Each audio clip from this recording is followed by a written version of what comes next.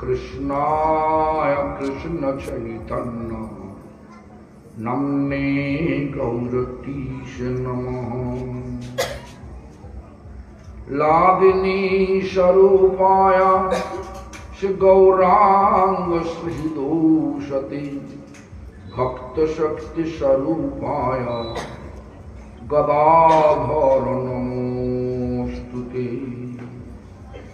महाविष्णुर्जगत कर्ता मयाज सृज्य तदा तस्यावतारम् एवमद्वैत आचार्य ईश्वर। अद्वैतं हरिनाद्वैतं आचार्य भक्ति संसना भक्तावतारम् ईशनं तमद्वैत आचार्य आश्रे। शिवास पंडितं नौमि गौरांग प्रिय पार्षदं यस्य कृपालवेनापि श्री गौरांग जयतीरति।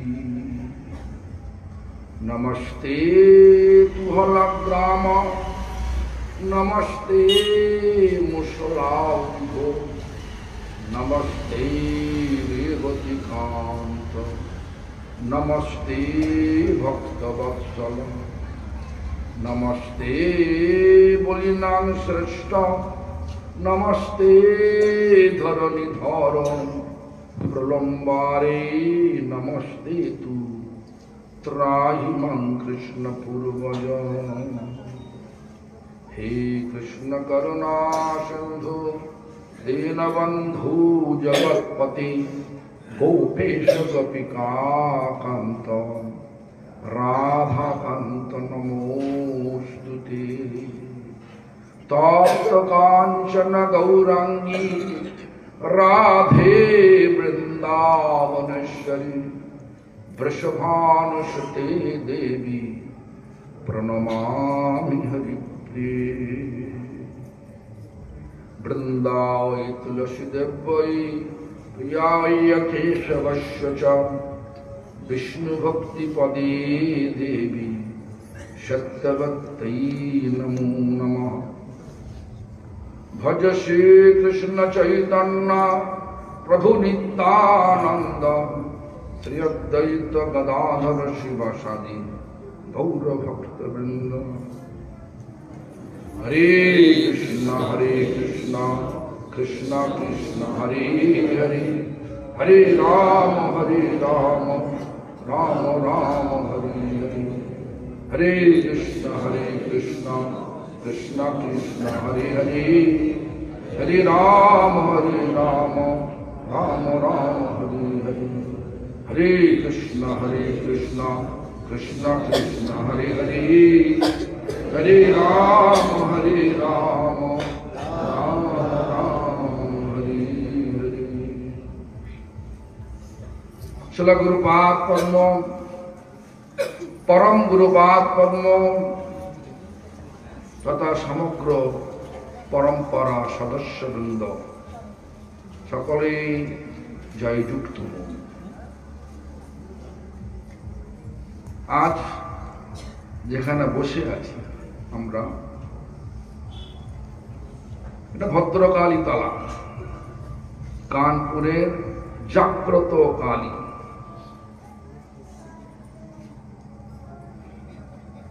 আমরা আমার বেশ মনে আছে এখানে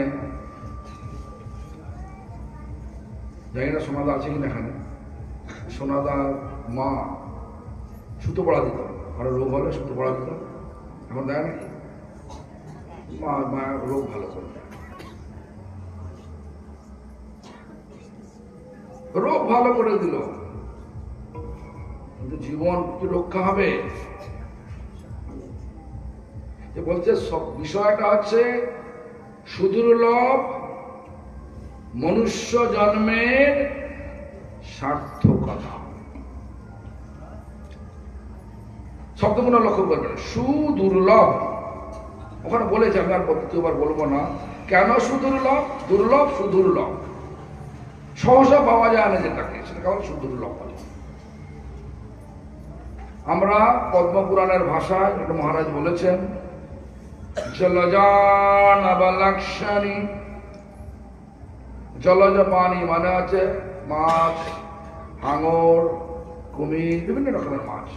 সমুদ্রে গেলে দেখবেন অনেক রকমের সব জলজ পানি আছে যেগুলো আমরা জানি না। বিভিন্ন 9 লক্ষ প্রকার জলজ পানি। স্থাবরা, স্থাবর মানে প্রাণ আছে কিন্তু এক স্থান ছেড়ে আর এক স্থানে যেতে পারে না, স্থাবর পানি বলে। কত প্রকার? 20 লক্ষ। স্থাবরা লক্ষ বিংশতি, 20 লক্ষ বার জন্ম। মনে বটবৃক্ষ জন্ম লাভ করলাম, কত বছর বটবৃক্ষ মাঝে, মানে একটা এই মানুষ জন্য পেতে গেলে কত হাজার বৎসর তপস্যা, এরকম নানা রকম জনি ঘুরতে ঘুরতে, নানা রকমের জন্ম ঘুরতে ঘুরতে আমরা পাই। 20 লক্ষ বার। এখন বলবেন সায়েন্টিস্ট যারা আছে যেখানে অজয় মামা আছে, সব ফালতু কথা নাকি? বলবেন যা বই দেবেন সব পড়ে ফেলবো। পড়তে সবাই পারে, উপলব্ধি করতে কটাক পারে। হাওয়া আছে বোঝা যায়, হাওয়ার রূপ করতে পারবেন। মনটা ভালো লাগছে না, মনটা রূপ দেখে নাকি? মনটা আছে নাকি? বাস্তব তো নাকি? উপলব্ধি হচ্ছে, সে উপলব্ধি হওয়ার সব থেকে বড় দরকার। তো যাই হোক, আর কৃময়া, কৃমিকীট, রেপটাইলস ফর্ম,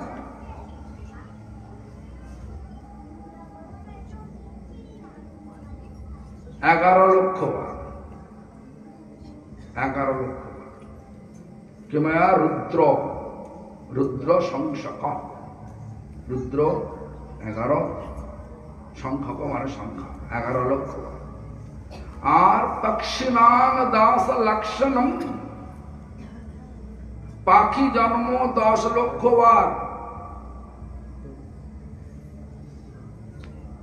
আর 30 লক্ষানি পশব, 30 লক্ষ বার পশু জন্ম। কত হলো? 9 আর 20 29, 11 40, 10 50 আর 30 80, এইভাবে 80 লক্ষ জন্ম বিভিন্ন ভাবে ঘুরতে ঘুরতে আমরা মানুষজন পাই বলে এটার নাম হচ্ছে সুদুর্লভ।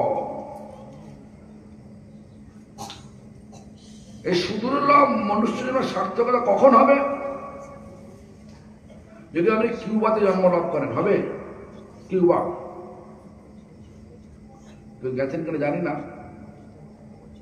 আমি গেছিলাম কিউবা। আমরা গিয়েছিলাম, ওখানে সরকার কোনো ধর্ম করতে দেয় না, কমিউনিস্ট দেশ, তারা ধর্মকে মানে না। দেখো, যে হোটেলে উঠেছিলাম 3 দিন, সেখানে মানুষ চাইছে, ধর্মের চাহিদা আছে কিন্তু সাপ্লাই নেই, ডিম্যান্ড আছে, সাপ্লাই নেই। কিরম হয়? হাহাকার করে যায়। তা 2 দিন গিয়ে 450-500 লোক জড়ো হয়েছে। তার মাঝখানেই গোয়েন্দা পুলিশের দ্বারা সরকার জানতে পেরে প্রস্তাব দিল, এখানে আপনি যে করতে এসছেন এটা করা যাবে না, বাংলা করলে এটা না, আপনি হয় এখনই বেরিয়ে যান, আল্লাহ আমাকে ডিপোর্ট করে দেবো, আপনি এখনই বেরিয়ে যান। আমি ডিপোর্ট করলাম, মুসলিম ডিপোর্ট স্ট্যাম্প করলে তো মুসলিম, চলে এলাম। কিন্তু চাহিদা রয়েছে প্রত্যেকটা, যারা বলছেন নাস্তিক তাদেরও চাহিদা রয়েছে। ধর্ম শব্দটার সংজ্ঞা যদি একবার জানা যায় তাহলে তাদেরও সকলের জীব মাত্রই তাদের ধর্ম কি সেটা আমাদের আমার পরম গুরুদেব বলছেন, ইনি ইংরেজি ভাষা বলেছেন, we are soul, what is the natural and eternal function of the soul? That is called dharma. আমরা জীবাত্মা, শরীর নয়, এই জীবাত্মার স্বাভাবিক নিত্য যে স্বভাব তাকে বলা হয় জীবাত্মার ধর্ম। কুকুরকে আতু আতু করে ডাকলে সেও আসে যায় নাকি? একটা যে কোনো জন্তু যেন দেখবে ভালো করে ভালোবাসতে পারলি ডাকবে, তার ভালোবাসা আছে সেখানে জীব আছে, আর যেখানে স্বার্থ আছে সেখানে আপাত ভালোবাসা দেখা যায় বটে, চরমে আছে বিবাদ। দেখবেন বর্তমানে আমরা যাকে আপন বলে মনে করি, যেখানে স্বার্থকতা স্বার্থ আছে সে আপন থাকে না। আজ দাদা আছে, দুজনে ব্যবসা করছেন, ভাই দাদা মিলিয়ে ব্যবসা করছেন, যে মুহূর্তে স্বার্থের কামড়া কামড়ি চলতে আরম্ভ করলো, দাদা ভাইকে নিয়ে বার করে দিলেন, হয় কিনা? এরম ধরনের।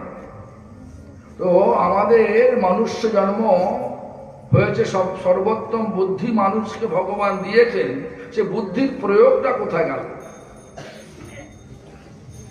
আমরা কি এখানেই থাকবো? দেখতে তো পাচ্ছি জন্ম হচ্ছে, যৌবন আসছে, পৌঢ় হচ্ছি, বৃদ্ধ হচ্ছি, সর্ব ইন্দ্রিয় একদম নিস্তেজ হয়ে যাচ্ছে, সর্বেন্দ্রিয় দুর্বল, ক্ষীণ কলে বড়, ভোগা ভাবে দুঃখিত অন্তর। এটা মহাজনের ভাষা। সমস্ত ইন্দ্রিয় দুর্বল হয়ে যাচ্ছে, কলেবর, শরীর ক্ষীণ হয়ে যাচ্ছে, আর অনেক কিছু করতে চাই, করতে পারছি না, মন চাইলেও শরীর দিচ্ছে না। বুদ্ধি তো রয়েছে, সর্বোত্তম বুদ্ধি রয়েছে, তাহলে শুধু মরে যাব? কিন্তু আচার্য বলছেন না, শব্দ বলেছেন ইংরেজি ভাষায়, ডাই টু লিভ, মরো কিন্তু বেঁচে মরো। মরার পরে যদি আবার এই দুঃখ যন্ত্রণাগ্রস্ত সংসারে আবার ফিরে আসতে হয়, কর্ম অনুযায়ী আর দুঃখ পেতে হয়, তাহলে বুদ্ধিমত্তার পরিচয় হলো কি? বুদ্ধিমত্তার পরিচয় হলো কি? আমি দেখেছি অনেক মানুষ ভাবে আমেরিকায় গেলে জীবনটা সফল হয়ে গেল। আমি তো গেলে, আমি তো দেখি আমার চোখে, আমার দৃষ্টিতে আমেরিকা, অস্ট্রেলিয়া, যেখানে যান, যত উন্নত মানের ইমিগ্রেন্টস কান্ট্রি, যেখানে মানুষকে গ্রহণ করে, রেসিডেন্সি দেয়, মানে হচ্ছে থাকার জন্য, মানে পাসপোর্ট দেয়, সেসব দেশে গেলে, যেখানে ভারতবর্ষ স্লেভ হয়ে থাকতে হবে, মানে কৃতদাসে থাকতে হয় সরকারের, আর প্রত্যেক দেশে গেলেই কৃতদাস হতে হবে। এখানে ওখানে বেশি আছে, এখানে কিছু ছাড় আছে, ভারতবর্ষের ছাড় আছে, কিন্তু ওখানে গেলে সবেতে ট্যাক্স, জলে ট্যাক্স, গ্যাসে ট্যাক্স, খালি ট্যাক্স ভরো, কাজ করো, ট্যাক্স ভরো। যত লোক যাবে তত দেশের উন্নতি হবে। কেন? কাজ করবে, সরকারের ট্যাক্স, সরকার ট্যাক্স দেবে, সেই ট্যাক্সের টাকায় ওরা যুদ্ধ করবে। আজকে যুদ্ধ লেগেছে যে লেবানন, ইসরায়েল, ইউক্রেন, রাশিয়া, এই সময় যুদ্ধ লাগছে কিসের? এসব এটা আলোচনা না, এগুলো তো আমাদের মনুষ্য জন্ম নয়। এই জন্য তো মানুষ জন্ম হয় না আমাদের। আমরা কি সত্যি একটা দেশের লোক, না আমরা ভগবানের লোক? কোনটা? কোন সরকারের লোক না ভগবানের লোক? আমরা কোনটা বলুন? ভগবানের তো। ভগবানের সমগ্র পৃথিবীটা। কিন্তু এখন মায়ার চক্রে পরে আমরা কি করছি? এরিয়া ভাগ করে নিয়েছে। এটা হচ্ছে আমার, ওটা হচ্ছে তোমার। আমার এরিয়া ঢুকলেই তোমাকে পাসপোর্ট লাগবে, ভিসা লাগবে, এখানকার আইন মানতে হবে, নানা রকমের সব। তো আমরা আমার দৃষ্টিভঙ্গিতে যেখানে যাও ভগবানের দেশ, এই বিচার নিয়ে মানুষকে যে ভগবান বুদ্ধি দিয়েছেন, সে বুদ্ধির প্রয়োগ করলে তো অবশ্যই এই জন্মের সার্থকতা হবে। তবে বিশেষ রূপে এই ভারতবর্ষে জন্ম লাভ করলে কি হয়? এটা অনেক সহজ হয়ে যায়। এখানে আমরা জানতে পারি এটা আমার মা, এটা আমার বাবা, এটা আমার মা, এটা আমার বাবা, এটা জানতে পারি। এখন এমন অনেক ছেলে মেয়ে আছে তারা বাবাকে চেনে না, শুনেছে বাবার। আর মা বড়াই করে বলে এই ছেলেটা বাবা অমুক, 5টা সন্তান থাকে, 5টা বাবা আছে। তো বড়াই করে বলে। আমরা আপনারা বলতে পারবেন আমি এই 5টা ছেলে পেয়েছি 5টা লোককে দিয়ে? বলতে পারবেন? লজ্জায় লাল হয়ে যাবে। ওখানে একদম প্রশংসা পঞ্চমুখ হয়ে বলতে পারে, জানোয়ারদের মতো জীবন যাপন করে, দেখতে শুধু মানুষের মতো। আর সংস্কারে মানুষ আর জানোয়ার কোনো তফাৎ লাগছে না। আর সেই কালচার, সেই সংস্কার ধীরে ধীরে এই পূর্ণ ভারতবর্ষে, পূর্ণ ভারত কেন বলছি? ভা মানে জ্ঞান। কোন জ্ঞান? পরমার্থ জ্ঞান। রত মানে যিনি নিয়োজিত হয়েছেন। পরমার্থ জ্ঞানে যে স্থানে আমরা নিয়োজিত হতে পারি সেই স্থানকে বলা হয় ভারত।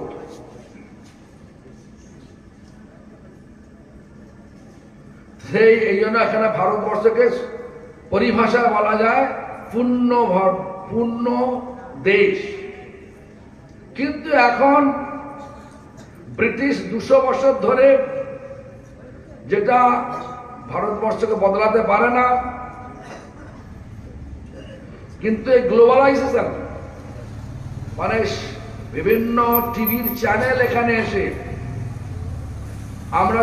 আমি যখন এখানে গ্রামে ছিলাম দেখতাম না যে মেয়েরা জিন্স প্যান্ট আর টি শার্ট পরে ঘুরে বেড়াচ্ছে। মেয়েদের মতো বস্ত্র পরতেন, কাপড় কিংবা ওই মেয়েদের যে বস্ত্র আছে সেগুলো পরে ঘুরে বেড়ান। এখন বেশিরভাগ জিন্স প্যান্ট টি শার্ট পরে সমগ্র শহরে যাও, কে মেয়ে আর কে ছেলে সামনে না গেলে বোঝা যাবে না, পেছন থেকে বোঝা যাবে না। চুল তো কেটে ফেলে, যখন চুলও রাখে না, বড় চুলও রাখে না, চুল কেটে ছোট করে ফেলে, সামনে না গেলে দেখা যাবে না, গলার সুর না শুনলে বোঝা যাবে না ছেলে না মেয়ে। আবার এখন তো আবার এমন হয়ে গেছে, সমকামী হয়ে গেছে। আবার এটাকে আবার সরকার স্ট্যাম্প মেরে দিয়েছে, বিভিন্ন দেশ সরকার স্ট্যাম্প মেরে দিয়েছে, গে লেসবিয়ান এরা চলবে। ধীরে ধীরে কলিযুগ, ধীরে ধীরে কলির প্রভাবে ধ্বংস হচ্ছে দেশ। জন্মান্তরবাদ থাকবে বলে মনে হয় না। আমার পরের জন্মে যে হবে, পরে যে আমার বংশ বিস্তার করবে, এটা হবে না। আর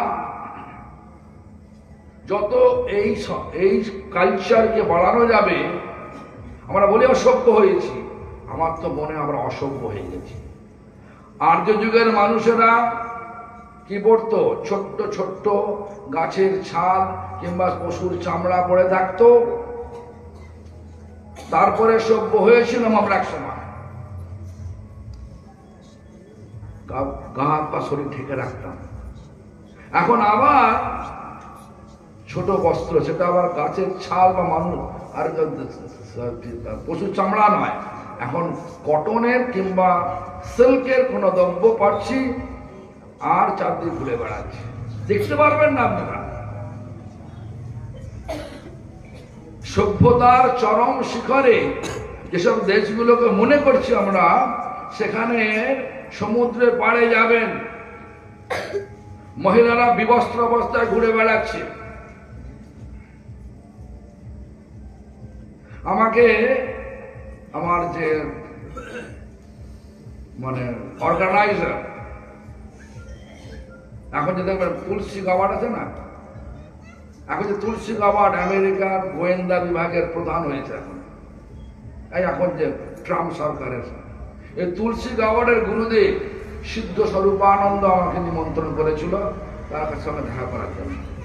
যাচ্ছি ধীরে ধীরে সমুদ্রের পাড়ে, এখানে সমস্ত মেয়েরা বিবস্ত্র ঘুরে বেড়াচ্ছে। অর্গানাইজার বলছে, তুমি আমাকে এখান দিয়ে আনলে কেন? বলছে মনে হয় এটাই হচ্ছে রাস্তা, আর কোনো রাস্তা নেই। আমি চলো, তাহলে উপায় তো নেই, চলো।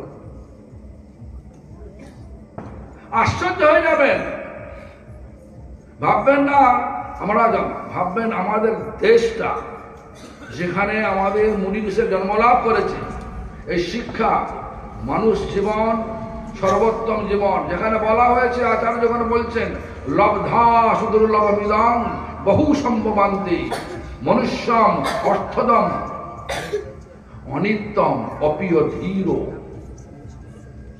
এই শব্দগুলো যদি অর্থ করা যায়, মানে লব্ধা সুদুর্লভমিদং বহু সম্ভবান্তি, বহু তপস্যার দ্বারা, মানে এই তপস্যা বলতে বহু জন্ম অতিক্রম করে আমরা এই মানুষ দেহ পেয়েছি, যেটা কি মনুষ্যম অর্থদম, অর্থপ্রদ। কেন অর্থপ্রদ? এই জন্মে পরমার্থ লাভ করে ডাই টু লিভ হওয়া যায়। ডাই টু লিভ মানে মরেও বাঁচা যায়, মরে আবার জন্মাবো এই দুঃখ যন্ত্রণাগ্রস্ত পৃথিবীতে, তাকে শুধু মরে যাওয়া বলে। আর মরার পরে যদি আমরা সেই নিত্য আনন্দময়, নিত্য প্রেমময়, নিত্য শান্তিময়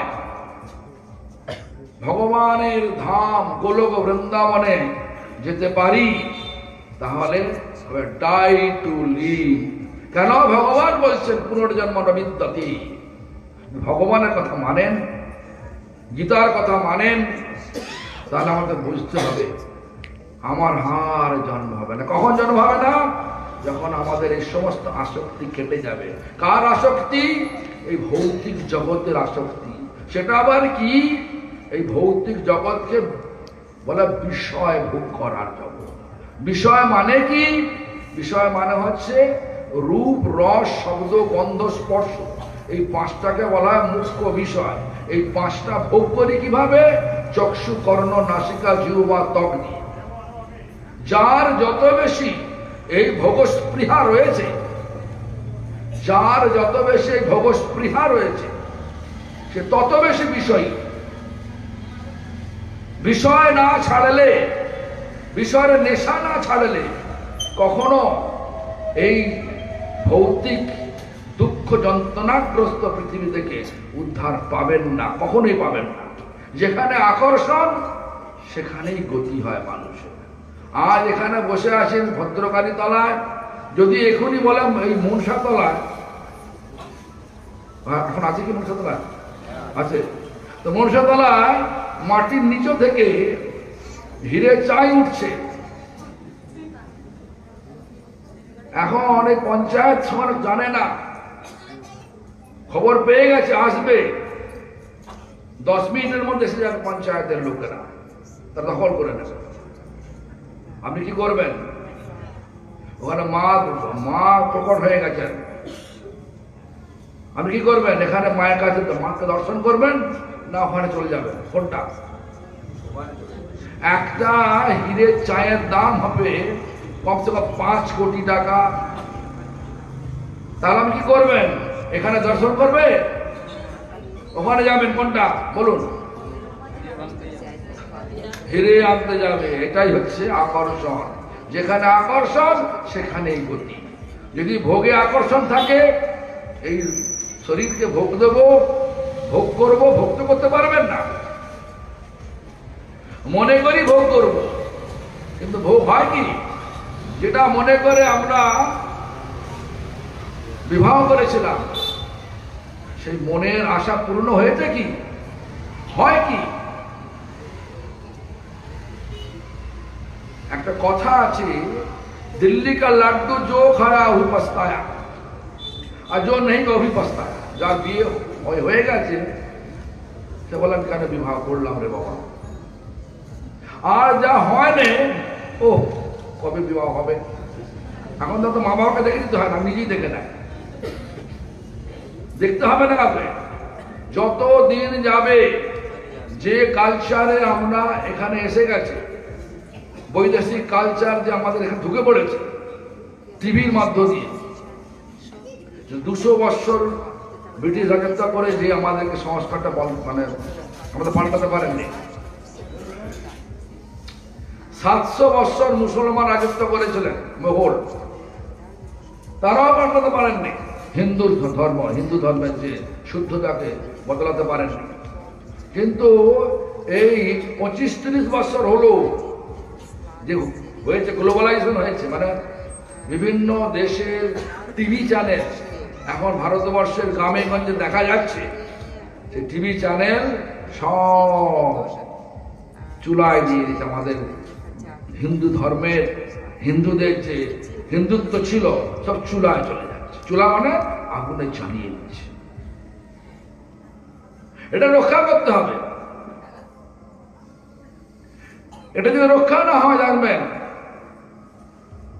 এই রাজ্য, এই দেশ ক্রমে ক্রমে যার ভয়ে আমরা ভীত হয়ে আছি, সেই দেশ আবার হবে। মোগল এসে অধিকার করেছিল তরোয়ার দিয়ে, এখন ভোট দিয়ে তারা অধিকার করবে। তো যাই হোক,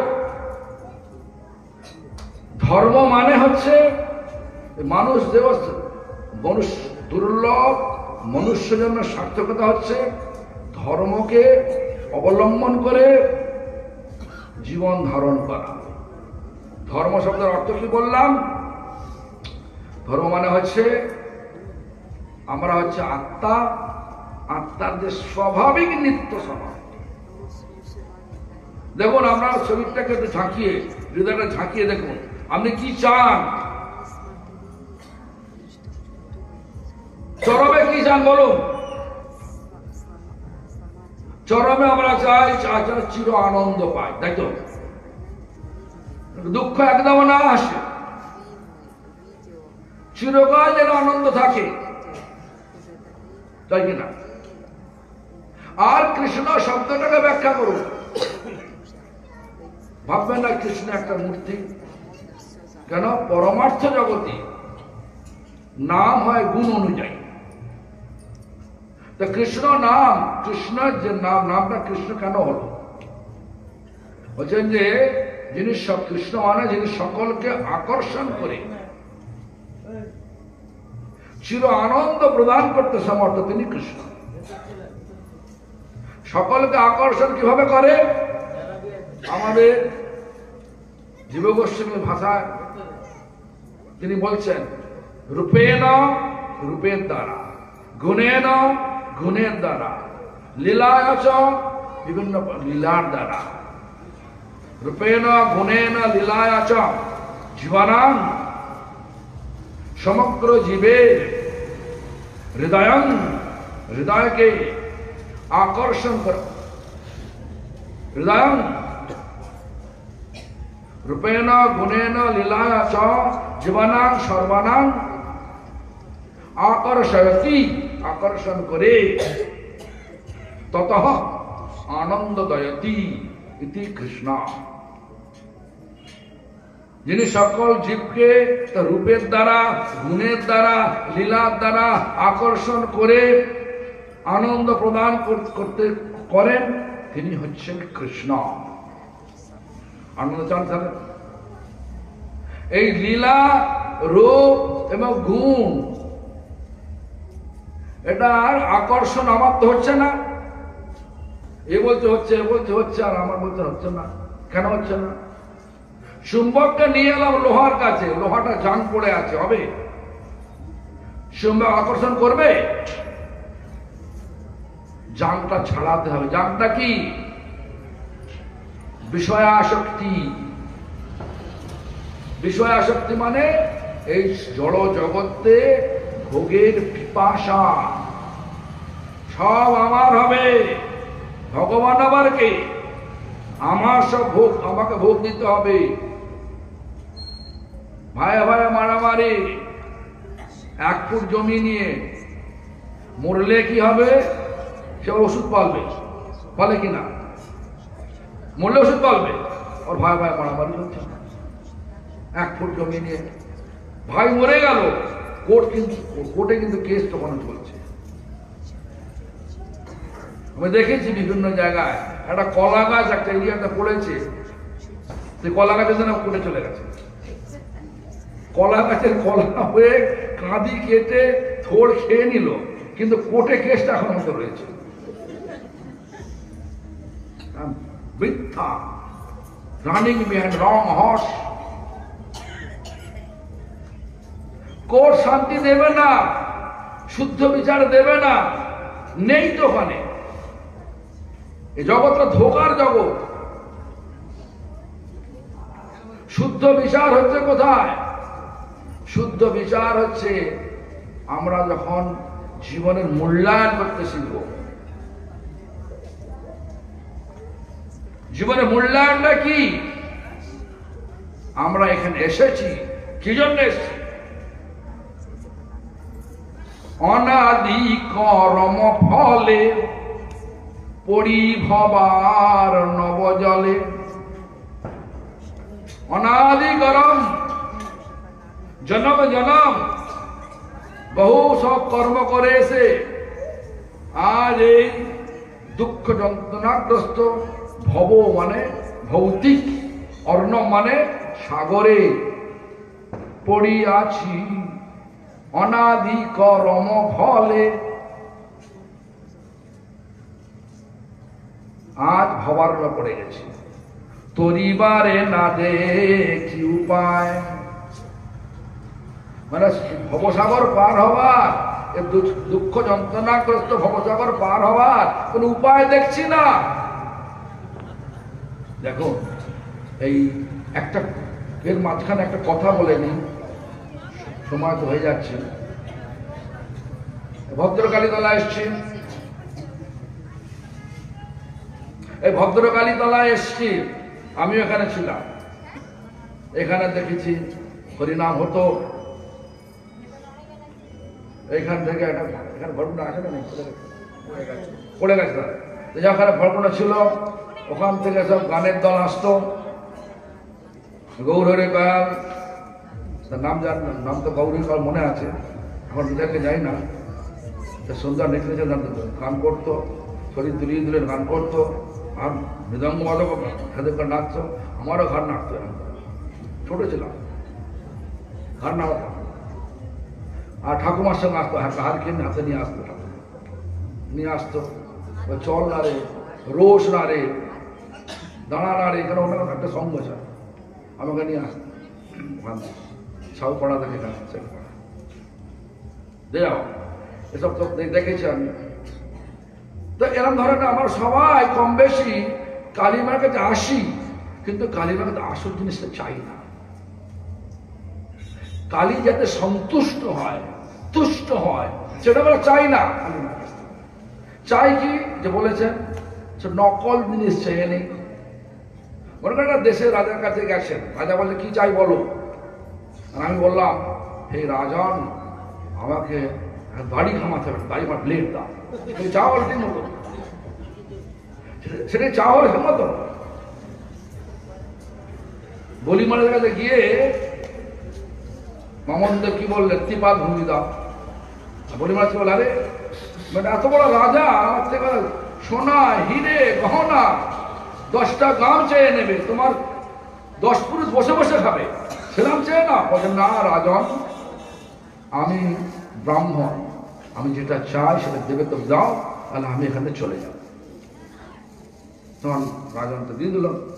তারপরে গুরু শুক্রাচার্য বলছে হে বলি, ও বটুক ব্রাহ্মণ নয়, ও স্বয়ং বিষ্ণু। আর বলি মহারাজ আরো খুশি হয়ে গেল, বিষ্ণু এসে গেছে। আজ তো যিনি সমগ্র ব্রহ্মাণ্ডের যিনি সৃষ্টিকর্তা, সে বিষ্ণু এসে গেছে। আমার সুখের আর সুখের আর নেই। হে গুরু, তুমি আমাকে বিষ্ণু সেবার যে বাধা দিচ্ছ, বাদ দিলাম তো আপনাকে। গুরুকে ত্যাগ করলেন বলি মহারাজ, বিষ্ণু সেবা লেগে গেলেন। বিষ্ণু ত্রিপাদ ভূমি ছলনায় দুপায়তা সমস্ত রাজ্য দখল করে নিল। আর তৃতীয় পা বার করে বলছে, নবী থেকে তৃতীয় বার করে বলছে, এই বলি বলো তৃতীয় পা কোথায় রাখবো। বলি মানে আনন্দ সহকারে বললে, আমার মাথায় রেখে দিন প্রভু। বলি মহারাজ কি বোকা ছিলেন না? ভগবানকে দিয়ে বোকামো হয়েছে তো রাজ্য নিয়ে নিল না। বোকামি ভগবানকে দিয়ে কেউ খতম হয় না, কেউ শেষ হয়ে যায় না ভগবানকে দিলে। আর ভগবানকে দেওয়া যায় না, সব ভগবানের জিনিস। তো ভগবানের জিনিস আমার নিয়ে নিচ্ছে, আবার দেবে। যাও, এখন আমরা এখানে এসেছি কালীতলা। কালীর কাছে সব যদি সুতো পড়া নেওয়ার জন্য আসে, ইহজাত করতে আসে, সব সুযোগ দেয়। আমার স্বামী যারা চিরকাল থাকে তো না, দুম করে মরেও যায়।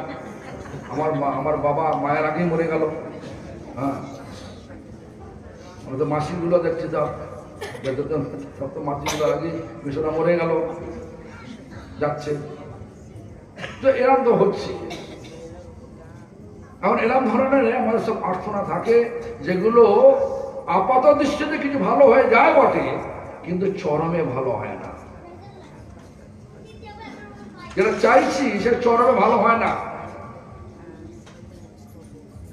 চরমে ভালো করার জন্য কি চাইতে হবে, সেটাই হচ্ছে মা কিন্তু নিতে খুশি খুশি হতে। দেখুন আমাদের কাছে আমি একটা মানে কাহিনী বলছি, সত্যি করে কাহিনী। এক পরিবারে 2 জন ব্যক্তি, রামচন্দ্র কবিরাজ আর গোবিন্দ কবিরাজ। রামচন্দ্র কবিরাজ তিনি বৈষ্ণব, গোবিন্দ কবিরাজ কালীর সাধক। রামচন্দ্র কবিরাজ কৃষ্ণের ভক্ত, আর গোবিন্দ কবিরাজ কালীর সাধক। শব্দ বললাম দুটো। ভক্ত কেন বললাম? ভক্তি যার আছে তা ভক্ত। ভক্তি সংজ্ঞাটা কি? যিনি অন্য কোনো ভৌতিক আশা করেন না, লাভের আশা না করে ভগবানের সুখের জন্য ভালোবাসার দ্বারা ভগবানের সেবা করেন, তাকে বলে ভক্তি বলে। ভগবানের যারা ভক্ত, ভগবানের যারা এই ধরনের সেবা করে থাকে তারা ভক্ত। আর যেখানে কালীর সাধনা করে, সেটা আমরা এটা চাও সেটা চাও, সেটা সাধক। যোগ চাই, যোগী হয়ে সাধু কিছু লোককে দেখাবো আমি অমুক শক্তি তমুক শক্তি নিয়ে অমুকরাও ভালো করে দেবো, তমুকরাও ভালো করে দেবো, এসব যে আছে আমার ওটা আশাটা পূর্ণ হয়ে যাবে। আরে যেখানেই যাও না কেন তোমাকে তো আসতে হবে। এই দুঃখ যন্ত্রণা তুমি যা চাইছো, এই দুঃখ যন্ত্রণাগ্রস্ত পৃথিবী থাকার জন্যই চাইছো। জেলখানায় যদি গভর্নর এসে বলে আমাকে একটা করে সমস্যা বলো, আমি সমস্ত সমস্যার সমাধান করে দেব। আমি জেলখানায় গেছি, ভাববেন না আমি জেলখানায় গেছি কোনো অন্যায় করে গেছি। আমি জেলখানায় গেছি প্রচার করার জন্য। সেন্ট্রাল জেলে একসঙ্গে কয়েদি পেয়ে গেছি 2000 কয়েদি। 4 বার গেছি, এক বছর 1780 জন। আমি তো বোর্ডে দেখতাম কতজন কয়েদি আছে, সবাইকে একসঙ্গে পেয়ে গেছি, প্রচার করার জন্য গেছি। মনে করে যেন গভর্নর এসে জিজ্ঞাসা করলো, আচ্ছা কয়েদিগণ, তোমাদের সমস্যার সমাধান, একটা করে সমস্যা বলবে, সেই সমস্যার সমাধান করে দেবো। আর সমস্ত কয়েদিগণ আসছে, হুজুর চালটা ভালো নয় জেলের মধ্যে, ঠিক চাল ভালো করে দেবো। কাঁচা প্রচন্ড কাঁকড় আছে, ওই কাঁকড়বিহীন চাল দেবো, ঠিক আছে চলো। হুজুর জেলের মধ্যে অত্যন্ত মশারি দিলে ভালো হয়, ভালো করে দেবো, দিয়ে দিলাম মশারি।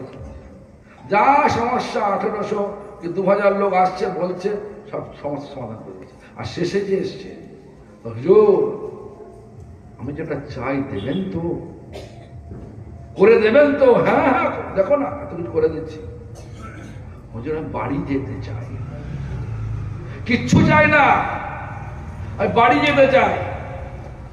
তারা কে বুদ্ধিমান বেশি হলো? তেমনি করে এটা জেলখানা, এটা মায়ার জেলখানা। কে বলছে? আমাদের আচার যখন জানাচ্ছে, কৃষ্ণ ভুলি সেই জীব অনাদি বহির্মুখ, অতএব মায়া তারে দেয় সংসার আদি দুঃখ। দুঃখ পাচ্ছি কিন্তু এখানে থাকার জন্য থাকার চেষ্টা করছে। যাই হোক, সেই কথা নিয়ে এবারে আসছে এবারে রামচন্দ্র কবিরাজ আর গোবিন্দ কবিরাজ। তো গোবিন্দ কবিরাজ কি বললাম? কালীর সাধক। রামচন্দ্র কবিরাজ বৈষ্ণব, করুণামঞ্জরি। যাই হোক, এখন এক সংসারে থাকে, একটাই বাগান, ফুলের বাগান, অনেক ফুল ধরে আছে, সুগন্ধি ফুল ধরে আছে। এখন গোবিন্দ কবিরাজ তার ভাইকে বলল, এই ভাই রাম, তুই এক কাজ, আজকে তুই ফুলের দিকে তাকাবি, বাগানের সব ফুল আমি আমার মাকে দেব, একটা ফুল তুলবি না। সুন্দর তাজা ফুল, বৈষ্ণব সিঙ্গার রসের সেবক তো, সিঙ্গার রসের সেবক আমরা, ভগবানকে সাজাবো, ভগবানকে সুগন্ধ দেবো, এরকম ধরনের আমাদের বিচার আছে। তো কি করলেন, সেই রামচন্দ্র কবিরাজ মনে মনে ফুলগুলো তুললেন। গাছে ফুল লেগে আছে, মনে মনে তুলে সেগুলো ভগবান কৃষ্ণের চরণে অর্পণ করে দিয়েছে। তারপরে যখন সত্যিকারের সেই গোবিন্দ কবিরাজ ফুলগুলো তুলে ওই মাকে, মায়ের চরণ দিতে যাচ্ছে, হাত আর নিচে না, হাত উপরে চলে যাচ্ছে, হাতটা চরণে দেওয়ার জন্য নিচে নামতে হবে, ফুল সহ হাতটা উপর আসতে পড়ে যাচ্ছে। ও মা, কি হলো? এ কি হচ্ছে? তার মা প্রকট হয়ে বলছেন, বাস আমার ছেলে, আমার বেটা, এ ফুলগুলো অর্পণ হয়ে গেছে, আমার প্রভুর চরণে অর্পিত হয়ে গেছে। ও প্রভুর চরণের ফুল আমি আমার চরণ নিতে পারি না রে, আমার মাথায় রে। তখন গোবিন্দ কবিরাজ জিজ্ঞাসা করছেন, মা তাহলে আপনি তো সর্বেশ্বরবা নয়? বলছেন, না, আমারও প্রভু আরাধ্য ভগবান কৃষ্ণ। আমার যদি ভুল কথা বলি মাকে জিজ্ঞাসা করতে পারেন, আমি যদি ভুল কথা বলি মা নিশ্চয় আমাকে শাস্তি দেবেন। তো যাই হোক, তো কি হলো, তখন গোবিন্দ কবিরাজ, সংক্ষেপ বলছি, তো গোবিন্দ কবিরাজ কালী সাধক হয়েও তিনি কবিতা লিখলেন, গান লিখলেন। কি গান? ভজ হরে মনা শ্রীনন্দের নন্দনা অভয়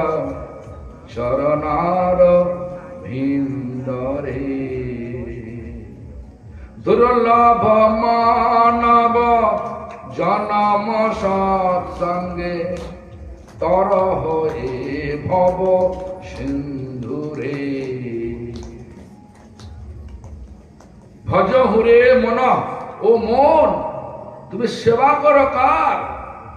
দেখুন মনে মনে তার ভাই রামচন্দ্র কবিরাজ ফুলগুলো বাগান থেকে তুলেছে, মনে মনে তুলেছে, ফুল কিন্তু গাছেই লেগে আছে, অর্পণ করে সেটা ভগবান গ্রহণ করেছেন। কে বললেন? মা বলে দিলেন। গোবিন্দ কবিরাজ কালীর সাধক হয়েও তিনি লিখলেন ভজ হুরে মন শ্রীনন্দের। কার সেবা করো? না নন্দমানের ছেলে কৃষ্ণের সেবা করো, শ্রীনন্দের নন্দন। কেন? অভয় চরণ রবীন্দ্রে। অভয় চরণ, যেখানে গেলে কোনো ভয় নাই, দুঃখ নাই, যন্ত্রণা নাই, জ্বালা নাই, শুধু আছে কি? প্রেমময়, শান্তিময়, আনন্দময়, যেটা আমাদের সকলের প্রত্যেকটা জীবের বাড়ি, সেইখানে আমাদের গতি হবে। গতি হলেই কি বলে? তরহ এ ভব সিন্ধুরে। এ ভৌতিক সিন্ধু মানে সাগর, এই ভৌতিক সাগর যেখানে আমরা পড়ে গিয়ে করা যায়, তাহলে ভয় থাকবে না, হাবুডুবু খেতে হবে না, তোমাকে চলে যেতে হবে, পার করে দেবে। কোথায়? যেখানে আমাদের আসল বাড়ি। Back home, back to god head. কোথায় বাড়ি? God head. গড মানে ভগবান জানি, গড হেড মানে যিনি, গড হেড মানে supreme person of god head, supreme person, supremacy, top most supremacy জানা, মানে সবচেয়ে ক্ষমতা সম্পন্ন, সবার নিয়ন্ত্রণ কর্তা, সমস্ত দেব দেবীর নিয়ন্ত্রণ কর্তা। তিনি কে? কৃষ্ণ। শাস্ত্র বলছে না, ব্যাসদেব লিখেছেন, ইতি চাংশ কলা পুংস কৃষ্ণস্তু ভগবান স্বয়ং। চৈতন্য চরিতামৃত ছেলে কৃষ্ণদাস কবিরাজ গোস্বামী বললেন, একলা ঈশ্বর কৃষ্ণ আর সব ভৃত্য, যারা জয়ছে না চাইছে তৈছে করে নিত্য। ব্রহ্মাণ্ডের প্রথম জীব, এই ব্রহ্মাণ্ডের, এই পৃথিবীর প্রথম জীব ব্রহ্মা। ব্রহ্মা লিখলেন ব্রহ্মসংহিতায়, ঈশ্বরা পরম কৃষ্ণ সচ্চিদানন্দ বিগ্রহ অনাদিরাদি গোবিন্দ সর্বকারণ কারণম। ঈশ্বর পরম মানে পরমেশ্বর, ঈশ্বর মানে যিনি আমার চেয়ে বড়। যেমন অজয় মামা এখানে আমার চেয়ে বড়, সে আমার কাছে ঈশ্বর। কিন্তু পরমেশ্বর কৃষ্ণ। কে বললেন? ব্রহ্মা বললেন। তিনি কে? না সৃষ্টির প্রথম জীব। কার কথা মানবেন? শাস্ত্র না মেনে যদি নিজের মতো চলে তো চলে, আপত্তি নেই, তার মনুষ্য জন্ম সার্থকতা হবে না। মানে যে কোনো জিনিস, অফিস চালাতে গেলে একটা ডিসিপ্লিন থাকে, অফিসের নিয়মানুবর্তিতা মেনে চলতে হয়। স্কুলে যেতে গেলে ওরা দুখানা ডিসিপ্লিন আছে, পরমার্থে চলতে গেলে ওখানে ডিসিপ্লিন। কি ডিসিপ্লিন? যে আমার যারা অগ্রের আচার্য, যারা আচরণ করে শিক্ষা দিয়ে গেছেন, তাদের পদাঙ্ক অনুসরণে আমাকে চলতে হবে। আমার মাইন্ড কনককশন, আমার মনের মধ্যে যে সমস্ত উদয় হচ্ছে সেগুলো দিয়ে কিছু বলে দিলাম, নতুন কিছু বানিয়ে দিলাম, আপাতত মধুর লাগলো বটে, কিন্তু চরমে যাওয়া যাবে না। প্রত্যেক জায়গাতে নিয়ম আছে। মনুষ্যের সার্থকতা হচ্ছে কি? আনুগত্য। আমাদের বামন মহারাজ বলেছেন, সাধুর আনুগত্যে ভগবানের সাধনা করা। ইনিও বলেছেন সবাই আনুগত্য না করে, বাড়িতে একটা কর্তা যদি একটা হয়, যদি কর্তা একটা হয় তাহলে বাড়িটা শান্তি থাকে। যদি অনেকগুলো কর্তা হয়ে যায় তাহলে ঝগড়াঝাটি হবেই হবে। একটা বৃত্ত আঁকতে গিয়ে যদি একটা বৃত্ত আঁকলাম, তার কেন্দ্রবিন্দু অনেকগুলো করলাম, তাহলে হবে না। বসিয়ে দিই, আর যা কিছু করি, ব্যবসা করি, বিবাহ করি, লেখাপড়া করি, যা কিছু করি না